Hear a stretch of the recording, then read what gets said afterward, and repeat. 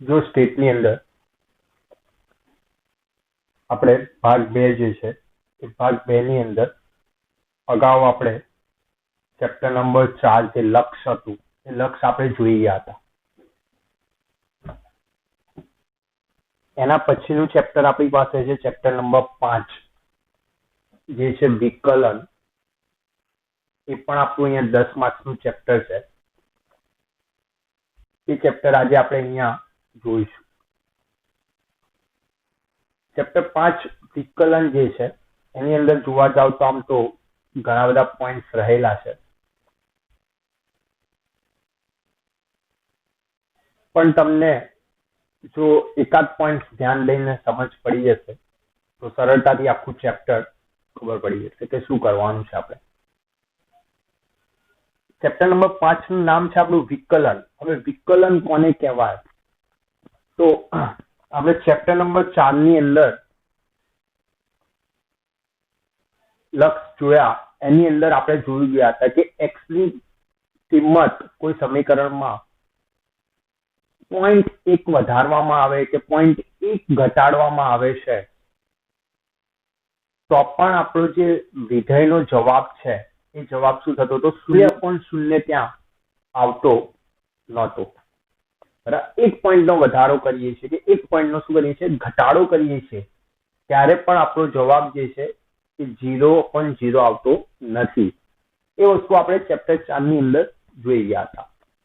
તો એ જ વસ્તુ છે કે આપણે અહીંયા એનાથી આગળ કે વધારો કર્યો ઘટાડો કર્યો, જે પણ વધારો ઘટાડો કર્યો એમાં એ ઘટાડાનાથી એમાં જે ફેરફાર થયો એ ફેરફાર કેવો છે એની બધી જ માહિતી આપણે અહીંયા મેળવવાની છે. ટૂંકમાં હું કહું તો આપણે શું છે એ વસ્તુ જોયા વગર દાખલાના અને કેવી રીતે ગણવા એ આપણા માટે અહીંયા ઉપયોગી છે. વિકલન જે છે ચેપ્ટરનું નામ આપણું એ શું છે? તો વિકલિત શોધવાની ક્રિયા છે. વિકલન શું છે? તો વિકલિત શોધવાની ક્રિયા છે. હવે વિકલિત કેવી રીતના શોધાય? તો વિકલિત શોધવા માટે તમે જે ફેરફાર કર્યો બરાબર ચલ એક્સ માં, બરાબર, એનાથી ચલ એફએક્સ માં, વિધેયમાં જે ફેરફાર થયો જવાબમાં, એ બંનેનો જે ગુણોત્તર આવે એને વિકલિત શોધવું કહેવાય. અને એ શોધવાની જે ક્રિયા છે એ ક્રિયાને વિકલન તરીકે ઓળખવામાં આવે. એ વિકલનની વ્યાખ્યા શું છે? તો વિકલનની વ્યાખ્યા સિમ્પલ આવી જ છે કે વિકલિત શોધવાની ક્રિયાને વિકલન કહે છે. બરાબર, શું શોધવાની ક્રિયાને? વિકલિત શોધવાની ક્રિયાને શું કહે છે? વિકલન કહે છે. હું અહીંયા લખું. શું પહેલો શબ્દ આપણે જોયો? વિકલન. ઓકે, વિકલન એટલે શું કીધું? તો વિકલિત શોધવાની ક્રિયાને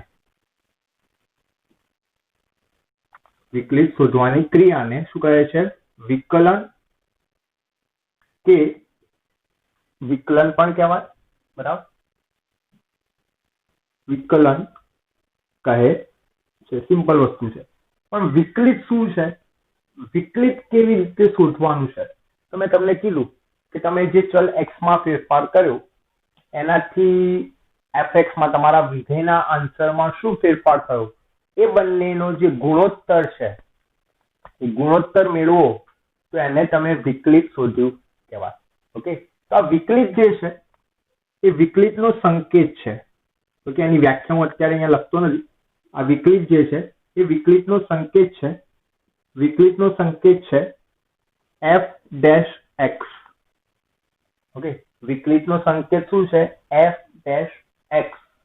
ઓકે, આ યાદ રાખજો. હવે અહીંયાથી વિકલિત જે છે એને કયા કયા સંકેતો વડે દર્શાવી શકો તમે? તો ઘણા બધા અલગ અલગ સંકેતો આવશે. દાખલાની અંદર જે પ્રમાણે આપણને કિંમતો આપી હશે, માહિતી આપી હશે, એ પ્રમાણે વિકલિતના સંકેતો જુદા જુદા આવશે. તો આપણે સંકેત પહેલો યાદ રાખીશું કયું?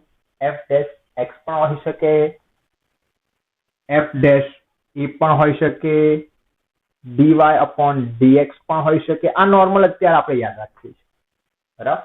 વિકલિતના સંકેતો નોર્મલ અત્યારે આપણે આ યાદ રાખીશું કે એફ ડેશ એક્સ લખી શકાય, એફ ડેશ એ લખી શકાય, ડીવાય અપોન ડીએક્સ લખી શકાય. ઓકે, આ વિકલિત જે છે એફ ડેશ એક્સ, એ એફ ડેશ એક્સ શોધવા માટેનું સૂત્ર છે આપણી પાસે, બરાબર. એનું સૂત્ર છે કે તમે વિકલિત કેવી રીતના શોધી શકો. તો વિકલિત શોધવા માટેનું સૂત્ર છે F dash X is equal to કે A is equal to limit. Okay, આપણે એફ ડેશ એ લઈએ એટલે સરળતા રહે આપણા માટે. F dash A limit X tends to A F કૌંસમાં X plus H minus F X, okay sorry, F કૌંસમાં A plus H minus F A upon H. આ વિકલિત શોધવાનું સૂત્ર છે. હવે આ સૂત્રની મદદથી વિકલિત શોધવા એ આપણા અભ્યાસક્રમમાંથી દાખલાઓ એના જે છે એ કાઢી નાખ્યા છે આ વર્ષ માટે, બરોબર. એટલે આપણે આ સૂત્ર જોવા જઈએ તો કોઈ કામનું છે નહીં આપણા અભ્યાસક્રમની અંદર અત્યારે પૂરતું, કારણ કે આના આધારિત જે પણ દાખલાઓ છે એ દાખલાઓ આપણા એક્ઝામમાં આવવાના નથી, આપણા અભ્યાસક્રમમાંથી કાઢી નાખ્યા છે, બરાબર. પણ આપણને ખ્યાલ તો હોવો જોઈએ કે વિકલિત શોધવા માટે સૂત્ર શું ઉપયોગ કરી શકો તમે. ઓકે, તો F dash A is equal to limit X tends to A F A plus H minus F A upon. આપણે વિકલિત શોધવાનું કામ બહુ સરળ છે અહીંયા, બરાબર, જે દરેકને આવડે. વિકલિત શોધવા કરવું શું આપણે, બરાબર. કોઈ પણ પદ છે એ પદનું વિકલિત શોધવું છે તો એ પદનું વિકલિત કેવી રીતે શોધવું, વગર સૂત્ર, વગર કોઈ જ આપણે મગજ દોડાયા વગર કેવી રીતે વિકલિત શોધવું. તો સિમ્પલ વસ્તુ અહીંયા થોડી સમજી લો એટલે ખ્યાલ આવી જશે. માની લો કે મેં અહીંયા 2x નો ઘન લખ્યો છે, મારે આનું વિકલિત શોધવું છે. તો આનું વિકલિત શોધવા માટે હું કહું એટલું 2 સ્ટેપ તમારે યાદ રાખવાના, બરાબર. એટલે કોઈ પણ દાખલો આવશે આ ચેપ્ટરનો, એ ચેપ્ટરમાં આપણે એ સ્ટેપ કરીશું ને કરીશું. ઓકે, તો આનું મારે વિકલિત શોધવું છે. આ સમીકરણ છે ને, સમીકરણ એટલે F double F x is equal two 2x નો ઘન છે.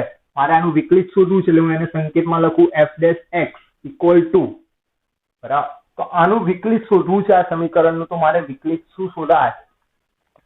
તો વિકલિત શોધવા માટે એક તો તમે આ સૂત્રનો ઉપયોગ કરી શકો છો, પણ આપણે સૂત્ર આધારિત દાખલા ગણવાના નથી, અભ્યાસક્રમમાં છે નહીં.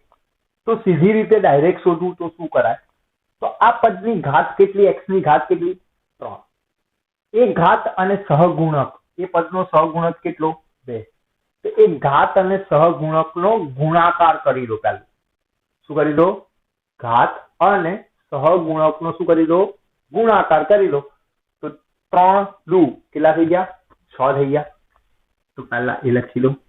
પછી x એની 3 ઘાત છે, તો જે ઘાત છે એ ઘાતમાંથી એક પદ બાદ કરી દો. એટલે 3 માંથી હું એક બાદ કરી દઉં તો મારી પાસે ઘાત વધે શું, 2. મતલબ કે આનું વિકલિત મને મળ્યું શું, 6x ની 2 ઘાત મળી. એ જ રીતે માની લો કે હજી આપણી પાસે fx is equal two 3x 2 છે, આવું છે. આનું વિકલિત શોધવું છે. તો વિકલિત એટલે આપણે f ડેશ x લખીએ અહીંયા. તો આનું વિકલિત શું કરીશું, એ જ રીતે 2 તરી 6x ની કેટલી ઘાત, 1 ઘાત. પણ 1 ઘાત લખીએ કે ના લખીએ ચાલે, બરોબર. એ જ રીતે માની લો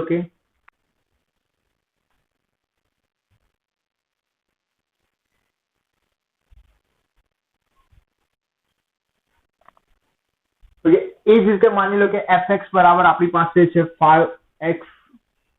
આનું વિકલિત શોધવું છે તો f dash x is equal two, આનું વિકલિત શોધીશું તો આનું વિકલિત શું મળે. તો x ની ઉપર ઘાત કેટલી છે, કોઈ ઘાત નથી, મતલબ એક ઘાત તો હોય જ. એટલે કે 1 ગુણ્યા 5 કરવાના, 1 ગુણ્યા 5 કરીએ તો 5 થાય, બરાબર. અને x ની એક ઘાત છે, એકમાંથી એક ઘાત તમે બાદ કરી દો તો 0 ઘાત થઈ જાય. x કોઈ પણ સંખ્યાની 0 ઘાત હોય એટલે શું કહેવાય, 1 કહેવાય. એટલે કે આની જોડે 5 ગુણ્યા 1 લખાય તો 5 એકા શું થાય, 5 જ થાય. મતલબ કે 5x નું વિકલિત શું થાય, ઓનલી 5 થશે. એ જ રીતે fx ઇઝ ઇક્વલ ટુ માની લો કે x નો ઘન છે, આનું વિકલિત શોધવું છે, તો શું કરીશું? તો આનો સહગુણક કેટલો આગળ? સહગુણક નથી આગળ, ના હોય તો સહગુણક 1 કહેવાય. તો 3 એકા 3 અને x ની કેટલી ઘાત થઈ જશે? 2 ઘાત થઈ જશે. ઓકે, એ જ વસ્તુ હજી આપણે જોઈએ કે fx બરાબર આપણી પાસે હજુ 3x ની -2 ઘાત છે, તો શું વિકલિત થશે? ઓકે, 3x ની -2 ઘાત છે તો એનું વિકલિત શું થશે? તો કામ એ જ કરવાનું છે.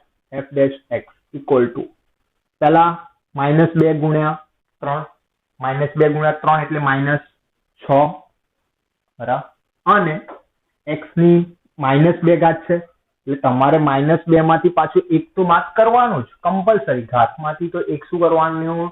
બાદ કરવાનું જ છે. એટલે કે અહીંયા આપણી પાસે જવાબ શું વધ્યો કહેવાય? -6x ની -2 -1 એટલે કેટલી ઘાત થઈ ગઈ કહેવાય? -3 ઘાત કહેવાય. મતલબ કે 3x ની -2 ઘાતનું વિકલિત શું આવે તમારું? -6x ની -3 ઘાત વિકલિત મળે. ઓકે, એ જ રીતે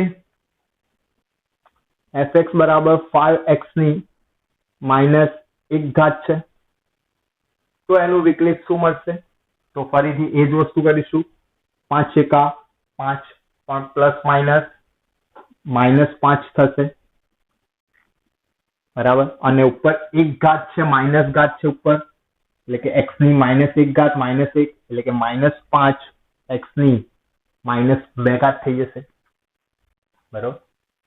એ જ રીતે કોઈ અચળ પદ છે 10, તો એમાં તો કોઈ x એવું કોઈ પદ છે નહીં, અજ્ઞાત સંખ્યા કોઈ છે નહીં, અજ્ઞાત પદ કોઈ છે નહીં. તો જ્યારે કોઈ અચળ પદ હોય તો ત્યારે એનું વિકલિત હંમેશા શૂન્ય થાય બરાબર. એનું વિકલિત હંમેશા શું થશે? શૂન્ય થશે. હંમેશા જ્યારે કોઈ પણ પદ શું છે તમારું, એ કેવું છે? અચળ પદ છે, ત્યારે અચળ પદનું વિકલિત હંમેશા શું થશે? શૂન્ય થશે. ઓકે, આટલામાં દરેકને ખ્યાલ આવી ગયો હશે. ઓકે, આ વિકલિત આપણે અહીંયા શોધવાના છે.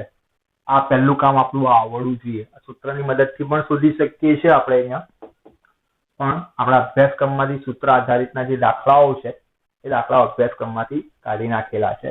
આ એના જે કાર્ય નિયમો છે, આપણે હવે કાર્ય નિયમો એના જોઈશું.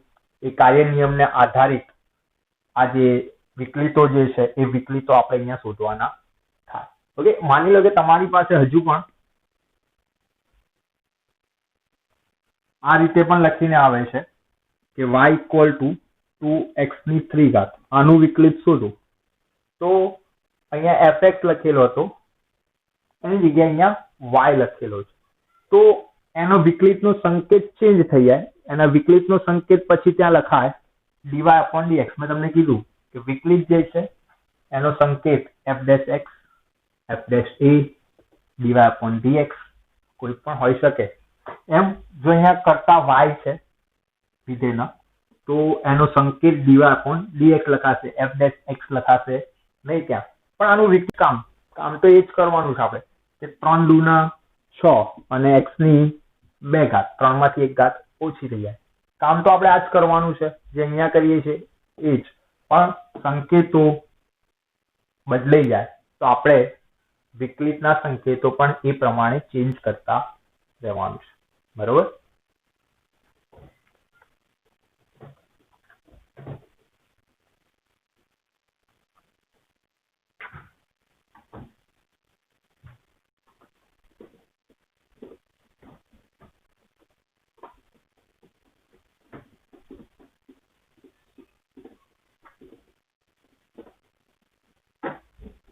ઓકે, વિકલિત માટે પહેલા તો આપણે કેટલાક પ્રમાણિત એના જે સ્વરૂપો છે તે લખીએ છીએ બરાબર. એટલે હું અહીંયા પહેલું હેડિંગ આપું છું, કેટલાક પ્રમાણિત વિકલિતો. મતલબ કે આપણે અત્યારે જે ડાયરેક્ટ સમજ્યા છે એ જ વસ્તુ અહીંયા એને સંકેત સ્વરૂપે લખીને આપું છું બરાબર. તો એની અંદર પહેલું છે કે જો તમારી પાસે પહેલું જે વિકલિત છે એ આવું છે કે y is equal two x ની n ઘાત છે, જેમ આપણે હમણાં જોયું છેલ્લું પદ બરાબર. તો y છે કરતા, તો એનું વિકલિત સંકેતમાં લખાય dy upon dx. બરાબર.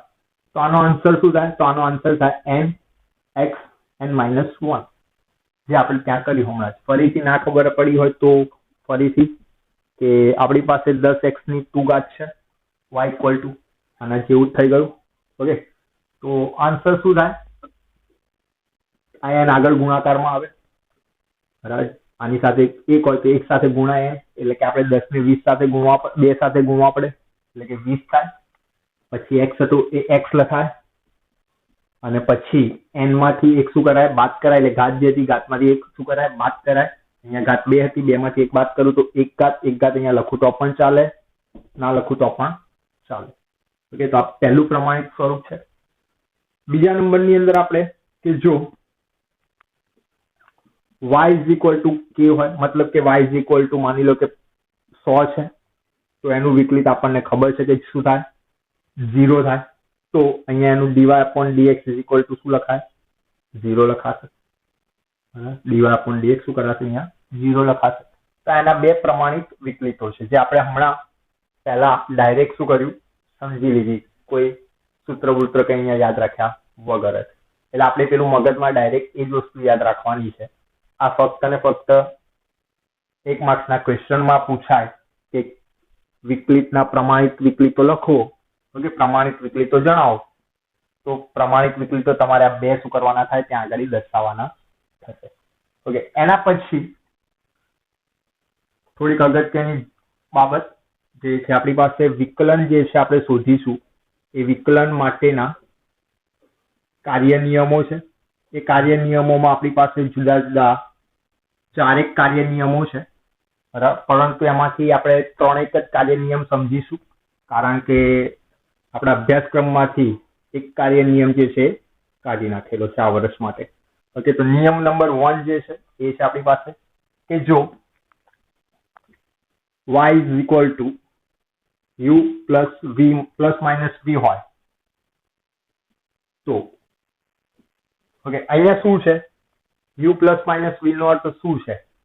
તો u શું છે, v શું છે, તો આપણને પહેલા ખ્યાલ આવવો જોઈએ. ઓકે, આ પહેલા ભાગનો u અને v છે ને, જે સહસંબંધાત્મક કે નિયત સંબંધાત્મક આપણે ઉપયોગ કરતા હતા એ નથી. અહીંયા u એટલે એ તમારા કોઈ સમીકરણનો કર્તા છે. જેમ કે y is equal to કોઈ સમીકરણ આપ્યું છે, કે એ જ રીતે u is equal to કોઈ સમીકરણ આપ્યું હોય. ઓકે, જો અહીંયા રફલી થોડું કરીએ કે તમારી પાસે u is equal to આવું છે, u is equal to છે 2x plus 3 છે, v is equal to તમારી પાસે 5x square plus 2 છે. ઓકે, આવા બે સમીકરણો છે જેમાં કર્તા u અને v છે. તો તમારે આ બે સમીકરણનો શું કરવો છે? સરવાળો કરવો છે કે બાદબાકી કરવી છે? આ બંનેનો શું કરવો છે? સરવાળો કરવો છે કે શું કરવી છે? બાદબાકી કરવી છે. અને વિકલિત મેળવવું છે તો એનો નિયમ છે dy upon dx is equal to, બરાબર, એનો નિયમ છે dy upon dx is equal to du upon dx plus minus dv upon dx. બરાબર, એનો નિયમ શું છે? dy upon dx is equal to du upon dx plus minus dv upon dx. હવે તમને એ થશે કે આ વાળી du upon dx શું આવ્યું પાછું નવું? આ dv upon dx શું આવ્યું પાછું નવું? તો du upon dx એટલે તમારે અહીંયા કરતા શું આવ્યો? u આવ્યો ને. તો તમે જ્યારે આનું વિકલિત શોધો તેનો સંકેત થઈ જાય du upon dx. ઓકે, તમે આનું વિકલિત શોધો તેનો સંકેત થઈ જાય dv upon dx. બરાબર, બંનેના વિકલિત શોધી બંનેનો શું કરી નાખો? સરવાળો કરવાનો. તો સરવાળો, બાદબાકી કરવાની હોય તો બાદબાકી તમે ત્યાં કરી શકો.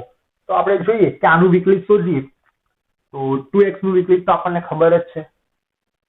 2x નું વિકલિત શું થાય? ફક્ત 2 થાય. 3 નું વિકલિત તો 0 થશે, અચળ પદ છે. એ જ રીતે અહીંયા જોઈએ તો 5x સ્ક્વેર નું વિકલિત શું થાય? 5 દુના 10 થશે, 10x લખાશે, અને +2 નું તો 0 થશે. તો આ બંનેના વિકલિતો શોધાઈ ગયા. હવે આ બંનેનો સરવાળો કરવાનો, તો સરવાળો કરો, બાદબાકી કરવાની કીધી તો બાદબાકી કરો. ઓકે, તો આ y is equal to જ્યારે u plus minus v હોય ત્યારે પહેલો નિયમ આપણે યાદ રાખવાનો, dy upon dx is equal to du upon dx plus minus dv upon dx. Okay, નિયમ નંબર 2 છે આપણી પાસે અહીંયા કે જો y is equal two u into v કરવાના હોય, બે પદોનો શું કરવાનો હોય? ગુણાકાર. તમારે માની લો કે આ બે સમીકરણો છે, એ બંને સમીકરણોનો સરવાળો બાદબાકી નથી કરવો, શું કરવો છે? ગુણાકાર કરવો છે. તો એનું જે વિકલિત હોય એ વિકલિત મેળવવા માટેનો નિયમ છે dy upon dx is equal to u into dv upon dx plus v into du upon dx. બરાબર? એનો નિયમ શું છે? u into dv upon dx plus v into du upon dx. આપણે દાખલાની અંદર આની જરૂર પડશે, નિયમ નંબર 2 ની. ઓકે, એ જ રીતે નિયમ નંબર 3 છે આપણો કે જો આપણે y is equal to u ભાગ્યા v હોય તો બે આપણી પાસે જે વિકલનો છે, વિકલિતો સમીકરણો છે, એનો ભાગાકાર કરીને વિકલિત શોધવું છે. તો એનું સૂત્ર છે આપણી પાસે, કે નિયમ છે આપણી પાસે કે dy upon dx is equal to v into du upon dx minus u into dv upon dx છેદમાં v સ્ક્વેર. ઓકે, આની પણ આપણે દાખલાની અંદર ક્યાંક ને ક્યાંક જરૂર પડતી રહેશે. બરાબર? એટલે આપણે અહીંયાથી આ 3 કાર્ય નિયમો યાદ રાખવાના છે. બરાબર? વિકલન માટેના કાર્ય નિયમો જે છે એ કાર્ય નિયમો આપણા 3 છે. બરાબર? પહેલો કાર્ય નિયમ સરવાળા બાદબાકી માટેનો છે, બીજો નિયમ ગુણાકાર માટેનો છે અને ત્રીજો નિયમ ભાગાકાર માટેનો છે. એમ કરીને આપણી પાસે અહીંયા 3 કાર્ય નિયમો છે જે આપણે શું કરવાના? દાખલાની અંદર એમાંથી 2 કાર્ય નિયમોનો ઉપયોગ કરવાનો થતો હશે. ઓકે, પહેલો જે લખ્યું શું લખ્યું? ફક્ત ને ફક્ત પ્રમાણિત વિકલિતો, જે આપણે ડાયરેક્ટ આન્સર મેળવીએ છીએ તે આન્સર કેવી રીતે આવે એ આપણે જોયા છે. એના માટેના વિકલિતો, પ્રમાણિત વિકલિતો છે. ઓકે, એના પછી આગળ આપણી પાસે ઓકે, આપણે અહીંયા એકાદું ઉદાહરણ જે છે, એકાદ બે એ ઉદાહરણ સમજીએ. ત્યાર પછી આગળના જે ટોપિક્સ છે આની અંદર એ ટોપિક્સ પણ આપણે અહીંયા જોઈએ.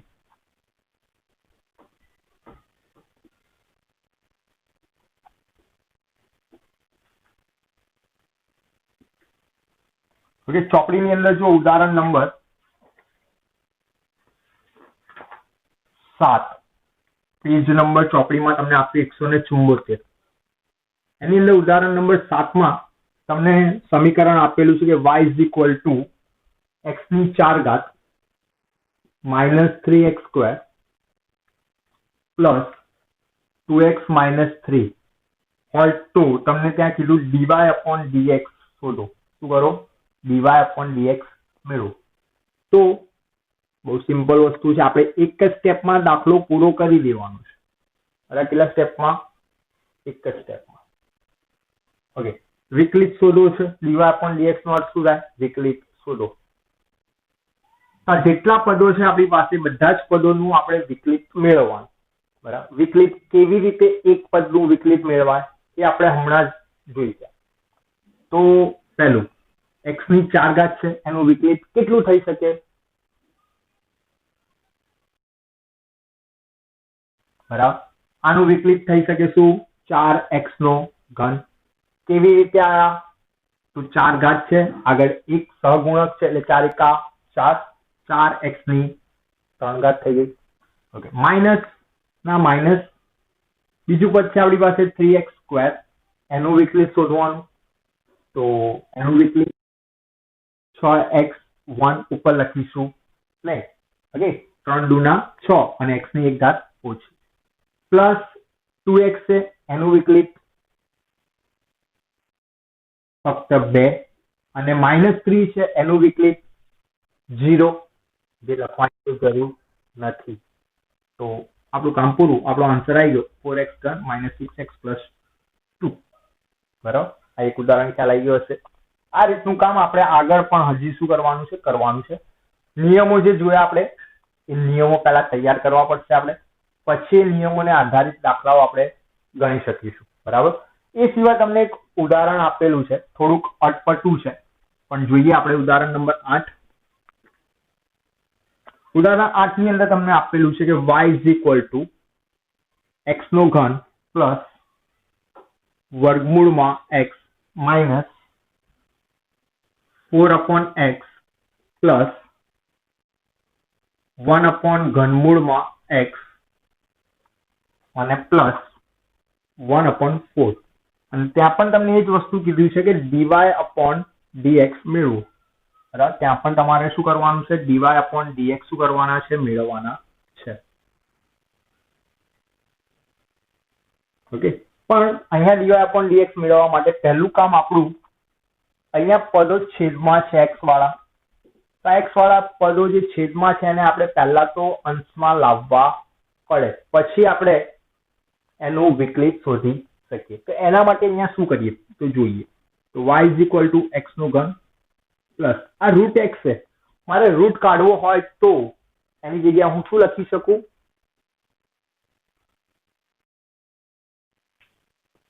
રૂટ x ની જગ્યાએ આપણે શું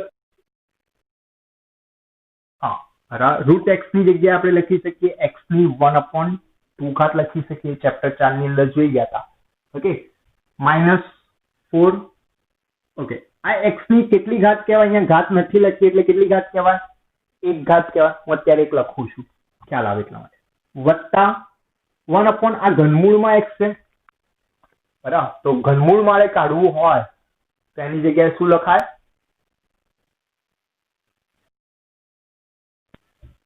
x ની 1/3 ઘાત લખાય બરાબર વત્તા 1/4 એમના એમ ઓકે તો y is equal to x ઘન એમના એમ વત્તા x ની 1/2 પણ એમના એમ ઓકે માઇનસ હવે મારે આ x વાળું જે પદ છેદમાં છે એ x પદ મારે અંશમાં લઈ જવું હોય તો એની જે ઘાત પ્લસ છે એ ઘાત મારી માઇનસ થઈ જાય બરાબર ઘાત શું થઈ જાય ઘાતની નિશાની શું થઈ જાય ચેન્જ થઈ જાય બરાબર એટલે કે હું આવું લખી શકું ત્યાં કે 4x ની -1 ઘાત બરાબર પ્લસ ઘાત હતી x ની પણ છેદમાં હતું પણ એ પદ હું અંશમાં લાવું તો ઘાત પ્લસ ની જગ્યાએ શું થઈ જાય માઇનસ થઈ જાય એ જ રીતે +1 આને પણ હું અંશમાં લાવું તો આ થઈ જાય x ની -1/3 ઘાત અને પ્લસ આ તો એમના એમ કારણ કે એમાં કોઈ x છે નહીં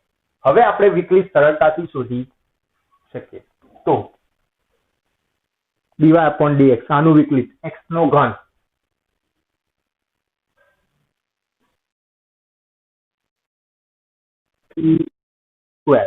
વત્તા x ની 1/2 ઘાતનું વિકલિત આપણે ડાયરેક્ટ નહીં મળી શકે તો એના માટે એક સ્ટેપ વધારે કામ કરીએ આપણે કરીએ શું કામ કે જે ઘાત છે એનો અંશ સાથે સહગુણક સાથે ગુણાકાર કરી એટલે કે અહીંયા કશું સહગુણક નથી સહગુણક એક તો હોય એટલે શું થાય 1/2 સાથે એક તો ગુણાકાર થશે બીજું કે x જેની 1/2 ઘાત છે એમાંથી એક શું થશે બાદ થશે ઓકે પછી જવાબ લખીએ શું કરું ઓકે એ જ રીતે અહીંયા જોઈએ તો આનું બરાબર માઇનસની નિશાની છે એટલે માઇનસ આ 4 છે એની પાસે આ -1 એની સાથે ગુણાકારમાં આવશે અને x ની -1 માંથી 1 બાદ થશે બરાબર એ જ રીતે આગળ પ્લસ છે 1 છે એની સાથે આ ગુણાકારમાં આવશે -1/3 અને x ની -1/3 માંથી -1 બાદ થશે અને આમાં તો x છે જ નહીં અચળ પદ છે માટે એ તો શું થઈ જશે શૂન્ય થઈ જશે એટલે એ તો આપણે લખવાનું રહેતું નથી ઓકે મેં આ એક પદ એક્સ્ટ્રા લખ્યું છે જેથી તમને ખ્યાલ આવે તમને ખ્યાલ આવી ગયો હોય તો આ પદ વચ્ચે લખવાની કોઈ જરૂર છે નહીં ડાયરેક્ટ તમે જવાબ લખી શકો છો ઓકે તો આ 3x² તો એમને એમ જ છે આનું વિકલિત શોધી ગયું હતું ઓકે પ્લસ હવે આનો ગુણાકાર તો 1/2 x ની 1/2 -1 છે તે બાદબાકી આપણને આવડવી જોઈએ 1/2 -1 શું થાય બાદબાકી એની माइनस लखाय -1/2 ओके 4 एका 4 पर माइनस माइनस प्लस 4 x ની -1 -1 એટલે -2 થઈ જશે અહીંયા પ્લસ માઇનસ -1/3 અને x ની અહીંયા બાદબાકી કરીશું આપણે -1/3 -1 શું થશે બાદબાકી આની 3 એકા 3 -3 -1 એટલે -4/3 આ વિકલિત શોધે ગયું બરાબર તમને આ સ્ટેપ લખ્યા આગળ ડાયરેક્ટ ખ્યાલ આવી જતો હોય તો લખી શકો છો, કામ એ જ કરવાનું છે, ઘાત અને સહગુણક બંનેનો ગુણાકાર કરવાનો અને જે ઘાત હોય એ ઘાતમાંથી એક ઘાત ઓછી કરવાની, બરાબર. હવે બીજું કામ કે અહીંયા ઘાત માઇનસમાં છે ઉપર, તો એ ઘાતને મારે પ્લસ કરીને લખવી પડે.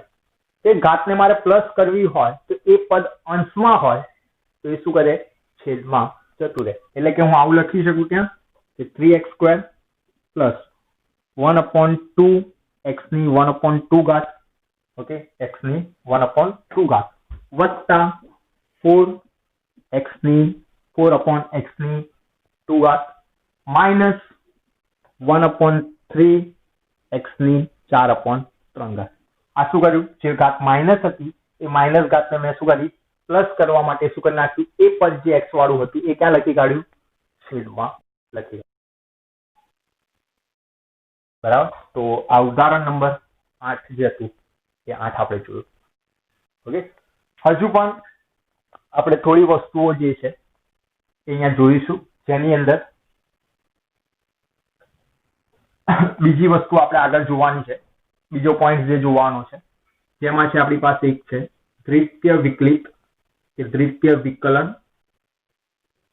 ઓકે, દ્વિતીય વિકલિત કોને કહેવાય, તો વિકલિતના વિકલિતને દ્વિતીય વિકલિત કહેવાય. ઓકે, વિકલનના વિકલિતને પણ શું કહેવાય, તમે એક વખત વિકલિત શોધ્યું, બરાબર, તમે શું કરો છો, એકવાર વિકલિત શોધ્યું અને એનું પણ વિકલિત શોધો છો તેને દ્વિતીય વિકલિત તરીકે ઓળખાય. ઓકે, અથવા દ્વિતીય વિકલન લખીએ તો પણ ચાલશે અહીંયા, દ્વિતીય વિકલન, બરાબર.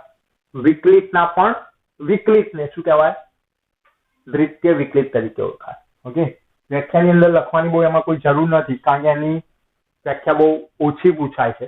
અથવા તો તમે એવું લખી શકો છો કે પ્રથમ મેળવેલ વિકલિતના વિકલિતને દ્વિતીય વિકલન કહે છે.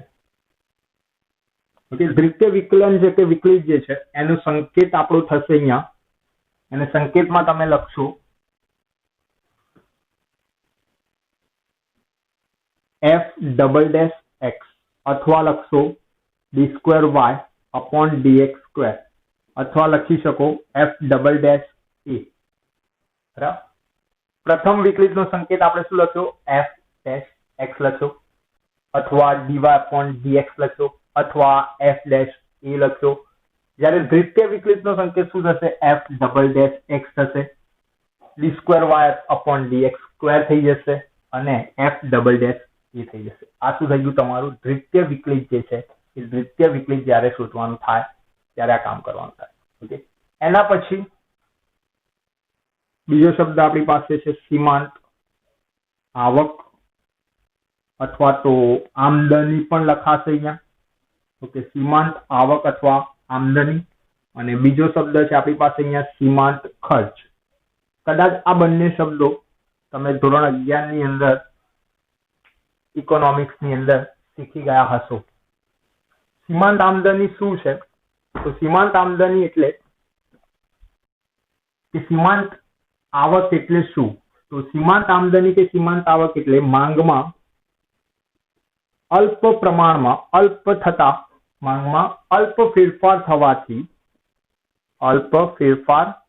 થવાથી આમદનીમાં જે ફેરફાર થાય કે આવકમાં જે ફેરફાર થાય, આવકમાં થતો ફેરફાર એટલે સીમાંત આવક કે આમદની. શું લખ્યું, તો માંગમાં અલ્પ ફેરફાર થાય જેના કારણે શું થાય, સીમાંત ખર્ચ આપણે પછી સમજીએ, પહેલા સીમાંત આવક. શું લખ્યું, માંગમાં અલ્પ ફેરફાર થવાથી આવકમાં થતા ફેરફારને, આવકમાં થતો ફેરફાર એટલે સીમાંત આવક. માંગમાં અલ્પ ફેરફાર એટલે માની લો કે બજારની અંદર કોઈ વસ્તુની 100 એકમોની માંગ છે, બરાબર. માંગ કેટલા એકમોની છે, 100 એકમોની. તો તમે 100 એકમો એ લોકોને પ્રોવાઈડ કરો છો, વેચો છો, ત્યારે તમારી જે આવક છે એ આવક માની લો કે 5,000 રૂપિયા આવક થાય છે. તમે 100 વસ્તુ વેચો છો તો તમારી આવક શું થાય છે, 5,000 રૂપિયા થાય. પણ તમારી માંગ 100 ની જગ્યાએ 101 એકમ થઈ, મતલબ કે માંગમાં થોડોક વધારો થયો, તો એના કારણે તમારી આવક જે ફેરફાર થઈ એમાં આવકમાં જે ફેરફાર વધારો થયો કે ઘટાડો થયો જે પણ થયું, બરાબર, તમારી આવક વધી કે ઘટી જે પણ હોય, તો એ જે ફેરફાર થયો એ ફેરફારને કહેવાય અહીંયા સીમાંત આવક અથવા સીમાંત આમદની તરીકે ઓળખાય. એટલે સીમાંત આવક શું છે? તો માંગમાં અલ્પ ફેરફાર થવાથી આવકમાં થતો ફેરફાર એટલે સીમાંત આવક અથવા તો સીમાંત આમદની. હવે સીમાંત આમદની છે એ સીમાંત આમદની આપણે શોધીશું કે આવક શોધીશું. તો સીમાંત આવક શોધવા માટે આપણે સૂત્ર છે એટલે કે વિકલિત જ છે dr/dx. વિકલિત જ છે. હું શું કહું છું? આ ચેપ્ટરમાં વિકલિત જ શોધવાનું છે, પણ સંકેતો ચેન્જ થતા રહેશે. ઓકે, વિકલિતનું બીજો સંકેત આવી ગયો dr/dx. તમને અહીંયા જયારે આમદની કીધી હશે, આવક કીધી હશે, ત્યારે તમારી પાસે વિધેય r વાળું હોવું જોઈએ, કરતા r વાળું હોવું જોઈએ. જેમ આ શું છે? વિધેય તમારી પાસે કયું છે? કરતા y વાળું છે. હવે તમારે જયારે સીમાંત આમદની શોધવી હશે ત્યારે આ વિધેય તમારું કરતા શેના વાળું હોવું જોઈએ? કરતા r વાળું વિધેય હોવું જોઈએ. બરાબર. ઓકે, તમને આવક કેવી રીતે થાય? તો આવક તમારી કેવી રીતે થાય? તો આવક કેવી રીતે થાય આપણી? માની લો કે આપણે 1 એકમ વેચીએ, બરાબર, અને 1 એકમની પ્રાઇસ જે હોય એ બંનેનું મલ્ટિપ્લિકેશન થાય, ગુણાકાર થાય, તો એ આપણી શું કહેવાય? આવક કહેવાય. માની લો કે હું 100 એકમ વેચું છું, બરાબર, 100 એકમ વેચ્યું, પણ 1 એકમ 50 રૂપિયાનો હતો, તો હું એમ કહીશ કે મારી 5000 આવક થઈ. પણ મારે આ 100 ગુણ્યા 50 શું કરવા પડે? એકમો કરવા પડે. કે 1 એકમનો 50 રૂપિયા ભાવ હતો, એવા મેં 100 એકમો વેચ્યા, તો મને 100 એકમ પર 50 રૂપિયા લેખે 5000 રૂપિયા મારી આવક થઈ. તો મારે અહીંયા શું કરવું પડે? માંગ અને જે 1 એકમની પ્રાઇસ છે, કિંમત છે, એ બંનેનું શું કરવું પડે? ગુણાકાર કરવો પડે. એટલે આપણે સીમાંત આવકની સાથે સાથે આપણે યાદ રાખીશું કે r = x × p. x એટલે એકમો, માંગ, p એટલે પ્રાઇસ, કિંમત, ભાવ, કેટલા રૂપિયામાં વેચ્યું. ઓકે, તો આ સીમાંત આવક, સીમાંત આમદની આપણે યાદ રાખવાની છે. ઓકે, એના પછી બીજો શબ્દ આપણે લખ્યો તો સીમાંત ખર્ચ.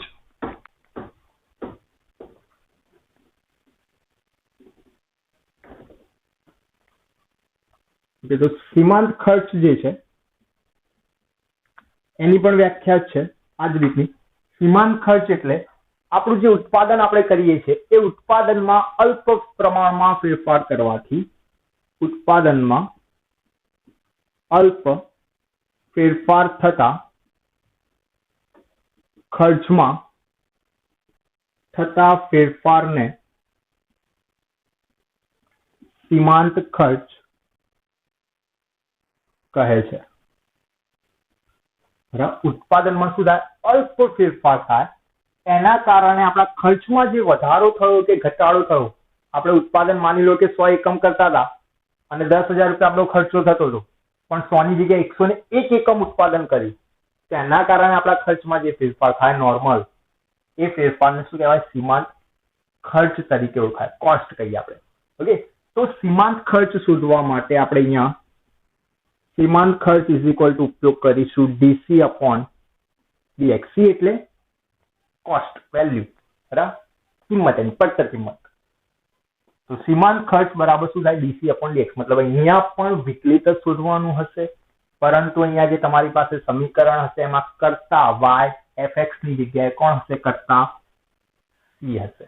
બરાબર, તમારું જે વિધેય આપ્યું છે આ રીતે આપ્યું હશે કે c = 10 + 2x² + 3x. ઓકે, તો અહીંયા કરતા કોણ હશે? c હશે. ત્યારે તમારે સીમાંત ખર્ચ શોધવાનો થતો હશે. ઓકે, તો આ વસ્તુ યાદ રાખવાની છે. ઓકે, એના પછી હું થોડાક પોઈન્ટ્સ અહીંયા લખી દઉં છું જે તમે યાદ રાખો. ઓકે, જ્યારે દાખલામાં મહત્તમ આવે છે ત્યારે તમારે લેસ ધેન યાદ રાખવાનું છે કમ્પલસરી. ન્યૂનતમ આવે છે ત્યારે તમારે દાખલાની અંદર ગ્રેટર ધેન યાદ રાખવાનું છે. ઓકે, આ વસ્તુ બધી જ્યારે દાખલાઓ ગણીશું ચાર માર્ક્સના જે પૂછાય છે આપણા, એની અંદર આપણે આ બધી વસ્તુની જરૂર પડશે.